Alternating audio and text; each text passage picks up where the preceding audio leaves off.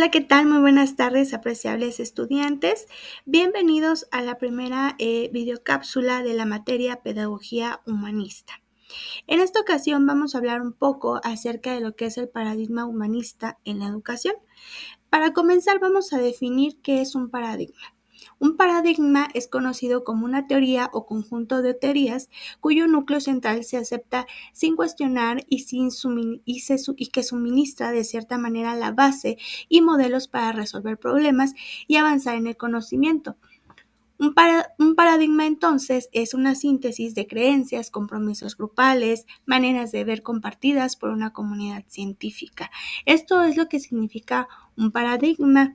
Entonces existen muchos paradigmas dentro de diferentes contextos. Sin embargo, nosotros vamos a centrar en este paradigma humanista dentro de lo que es la educación.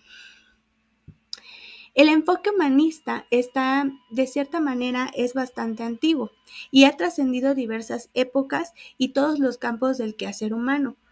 Fue en la antigua Grecia donde surgen las ideas básicas del mismo, principalmente por Sócrates, antes del siglo V, al ocuparse de los temas que ponían en el centro al ser humano.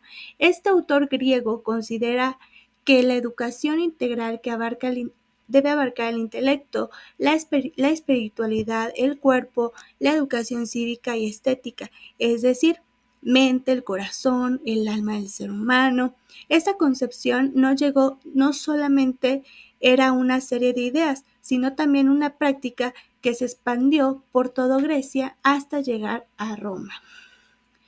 El paradigma humanista se centra en el alumno, no en el profesor, donde éste finalmente, como docente, se transforma en un facilitador de un proceso centrado en el alumno y en su capacidad de descubrir los conocimientos a su propio ritmo y en colaboración con los demás alumnos y demás facilitadores.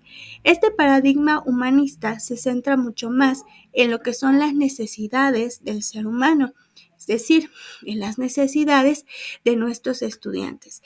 No se centra tanto en el hecho de tener al docente como una persona autoritaria que determine qué y cómo se va a hacer, sino que también brinda la oportunidad y la confianza a los educandos de poder crear de cierta manera su propio conocimiento y de poder autogestionarse. Esto es bien interesante, ¿por qué?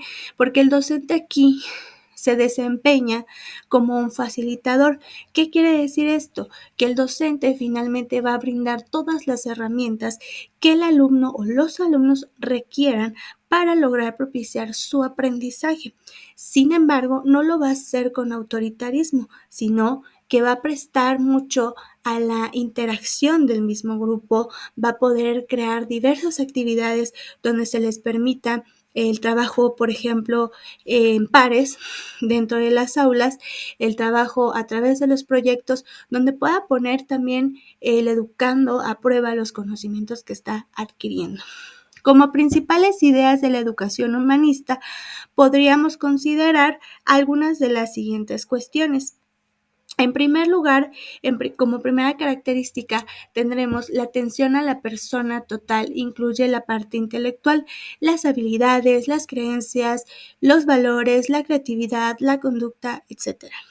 En segundo lugar, tenemos el desarrollo de las potencialidades humanas.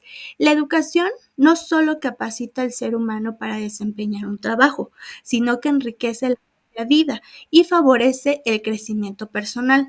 Por ello, el educador se convierte en un facilitador humanista de todo el proceso de desarrollo personal y también del desarrollo social. Como punto 3 tendríamos el énfasis en las cualidades humanas como la conciencia, la libertad y elección, la creatividad, la valoración y la autorrealización, enfatizada el aprendizaje experiencial y vivencial que le da un significado personal y también único. Como cuarta característica, también es importante mencionar el desarrollo de la naturaleza interior personal, puesto que todo individuo tiende naturalmente más bien a la salud, más allá de sus predisposiciones genéticas. Posee un impulso de autorrealización a la búsqueda de la identidad, Por ello, la educación o la psicoterapia, de acuerdo con Adrian Maslow, debe ayudar a descubrir la naturaleza intrínseca de cada persona, aceptándola como es, reduciendo la ansiedad, el miedo y la autodefensa. Gran relevancia del área afectiva es concebir al ser humano de manera integral. Esto conlleva el reconocimiento de que pensamiento y sentimiento van unidos. Los psicólogos humanistas enfatizan mucho las bondades de las emociones en el proceso educativo al favorecer el contacto consigo mismo y el autoconocimiento. Como sexta característica, podríamos mencionar cálidas relaciones humanas. El ser humano siempre está en relación con sus semejantes y si bien algunas veces esto le genera de cierta forma algunos conflictos y presiones, también es cierto que la educación humanista reconoce que los alumnos requieren construir relaciones interpersonales positivas que de cierta manera a los alumnos les permitan aumentar lo que es su autoconfianza a través de la comunicación, la honestidad, por lo que el educador humanista deberá favorecer esto con el propio ejemplo y mediante una atmósfera de congruencia y aceptación. Como una séptima característica, podríamos hablar acerca del desarrollo del potencial creador.